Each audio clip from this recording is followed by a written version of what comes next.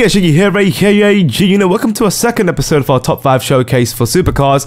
In our first episode we showcased muscle cars, and in the comments below for that a lot of you guys wanted to see supercars, but there's also a lot of people that want to see sports cars as well, so I might be bringing that for my next episode. But in any case, if you guys want to see anything else, let me know in the comments below for this episode. If you guys want to see SUVs, top 5 motorbikes, trucks, anything, just let me know in the comments below. I'll be preparing videos for that as well in the future.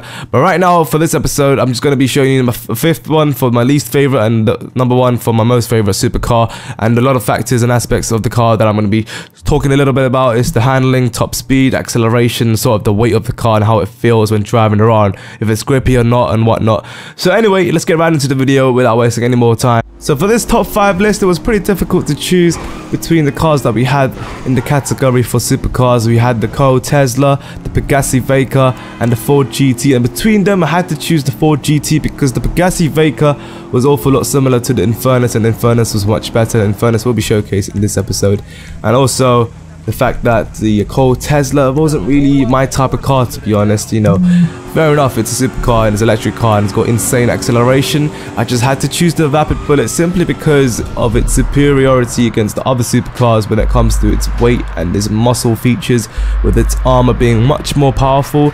Then in that sense, it's going to be competing against the other supercars. When it comes to multiplayer racing, if you were to try and overtake this car, it's going to be pretty difficult because a little touch on this car will pretty much flip you over and out of the race if you were to be using any other car.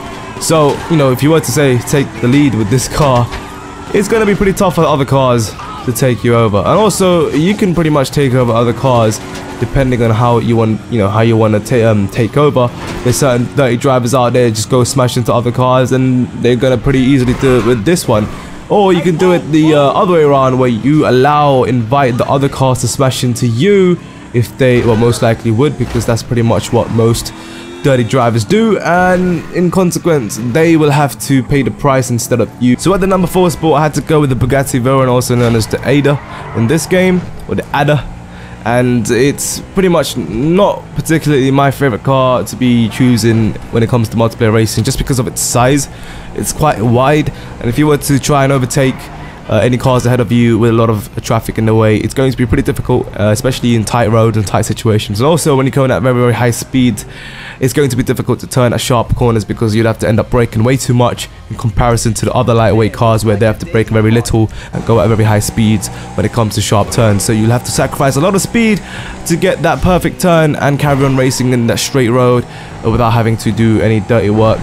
Then again, this has yet the similar features to the Ford GT as we showcased previously, with its weight and size to actually dominate in front of the race, to not allow anyone else to overtake you if you're that type of driver. At the same time, you can still keep your composure throughout the race and not be able to spin out, because it's very, very easy to control because of its weight, and it's very, very grippy to the ground. So in that sense, yeah, it's going to be quite comfortable to drive this car. But as I said, when it comes to competing against a lot of grippy, turny roads, sharp turns, it's going to be pretty difficult.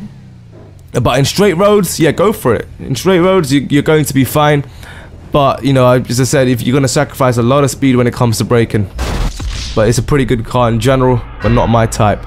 Alright guys, moving on to number 3, we've got the CHEETAH. I decided to put this in number 3 spot because it was between my least favorite and favorite. Obviously it's number 3, and the fact that it sort of got the combination of being very, very lightweight, so it's got advantages, but at the same time disadvantages of being a lightweight as well, just because of the simple fact that a little contact with another car in a multiplayer race can easily make this thing go flying off track. And as you saw one of my racing videos, I just got a little touch from a guy and I went off balance and just went flipping off the course.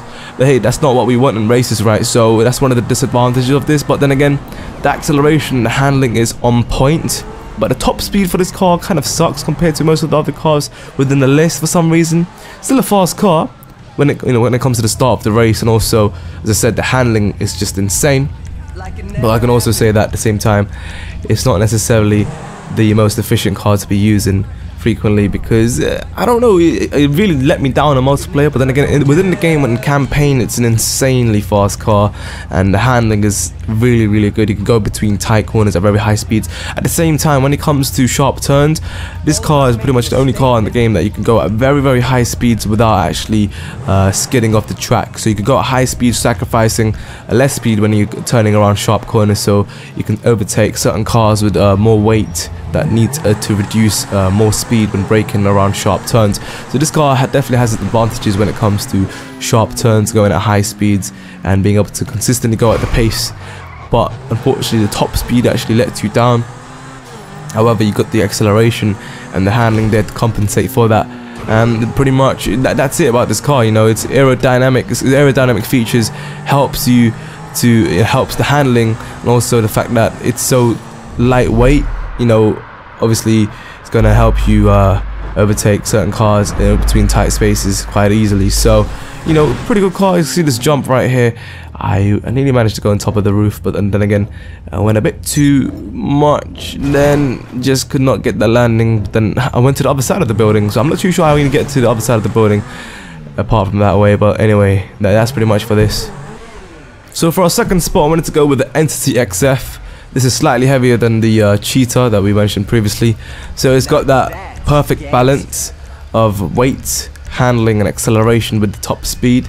It's got pretty cool customizable features with the bumpers and with the rear bumpers, side skirts are carbonated. So that's pretty cool. At the same time, you know, with a huge balance, we've already mentioned this before, it can be commonly used within the multiplayer, because, you know, a lot of people seem to find it easier to drive with this, and I completely agree. It's such an easy car to use because it's perfect. It's a perfect car. But then again, there's certain things with the other cars that we've mentioned that sacrifice certain things to actually get advantage over this car with certain things such as handling, acceleration and top speed. So this is not the fastest car in the game, but then again, it does the job. You know, it's got that sort of perfect weight and size where if you get touched, you know, you won't go flying off like the CHEETAH, but you still have that slight chance of actually doing so in the first place. You know, if you can still go toppling off if you get hit right head on from backwards, but happened to me once. But it's still that car that people love, and I can understand why. Now moving on to the first place, we got the Infernus. And I had to put the Infernus, I'm sorry, because for those of you out there know this from GTA 4, it's perfect in this game as well. Acceleration is insane when you do the appropriate method at the start of the race. When you hold down your R2 acceleration button, and when it says go, you let go at 1 second remaining, and then you go bang, you press it, and it just accelerates so quickly past any car ahead of you. If you start last of the race, you're gonna go right in front of it, and no one else does the acceleration properly for their cars. And every time I've used this car, I've always come in front. But the problem with this is that the other cars behind you can easily catch you up. And this is one of those cars where it's kind of weird because the backside, the battery crease is really big. You can easily, you're kind of vulnerable to actually getting hit from the back when people are trying to overtake you. So that's one of the downsides to this car. But then again, I can tell you right now, the handling is amazing, but it's kind of weird when it comes to sharp turns, right? Because it's got that, this car seems really lightweight when I've driven it, and you can see it's like, it just, slight little jumps can easily make you go airborne, and then because of this you're gonna get that extra momentum carrying on from the back of the car with the G-force hitting you in. So when you actually turn in sharp corners, you're gonna get the G-force kicking in from the back, and you're gonna go sliding left to right. So it's really important to be able to actually control that. And of course, all comes down to your driving skills. And at the same time, I want to say that just remember, when it comes to sharp turns and you're braking hard at top speeds, this car is kind of prone to actually skid off when you're braking with the back tires, actually skidding onto the ground really hard, because this is not as grippy as the other cars, because it's really lightweight. At the same time, it's got a mixture between the Entity and the CHEETAH with the weight you put together. So it's in between the CHEETAH and Entity, because it doesn't stay flat on the ground because of the suspensions. You're going to get that rear spin when you're turning, and you quite often going to get you skidding off the track, which you don't want that to happen. So it's really important to get the balance between the braking and the speed, the top speed, and that's where your skill comes into place, because this car takes a lot of skill to drive, and when you actually perfect it, you will be doing perfect with this car and winning a lot of races. And the perfect landing coming in right there, boom, like a boss, and yeah, driving on casual like nothing happened. So this is one of my favorite cars in the game, and it has to be said, you know, the sheer beauty of it. First of all, just look at it. Obviously I kind of ruined it with a spoiler purposely for this, but you know, it's just I had to rush this. I don't know why I rushed it, but I wanted to post it today. So I hope you guys enjoy. Let me know in the comments below what your top 5 looks like. I already showed you, I already seen most of yours from the previous videos that I posted on for GT. You know, if you enjoyed, if you leave a like video, and much appreciated. I'll see you guys soon. Another top 5. Let me know in the comments below which one you guys want to see next, and I'll see you soon. Show you sign out. Good night, peace. Yeah. Hey guys, Shingy here, aka welcome to episode 31 of the GTA 5 car showcase mini-series. In this episode, we're going to be taking a look at the Sabre GT as we know it from the previous GTA, but in this game it's called the classic Sabre Turbo Muscle Car. Now,